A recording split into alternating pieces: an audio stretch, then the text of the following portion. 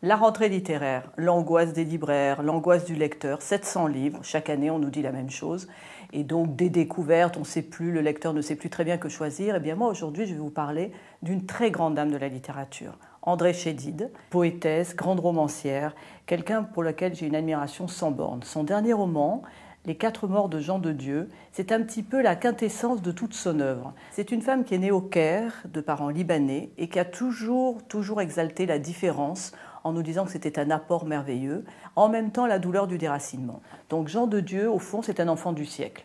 Il est espagnol, il a quitté l'Espagne, son pays, ses racines, comme André Chédid d'ailleurs, quand Franco a pris le pouvoir. Il est fasciné par le communisme. Et ces morts de Jean de Dieu, au fond, qu'est-ce que c'est? C'est le déracinement quand il quitte l'Espagne, c'est la chute du mur de Berlin parce que c'est ce à quoi il a toujours cru, mais c'est aussi le désespoir, la difficulté de communiquer avec ses enfants qui, eux, sont nés en France.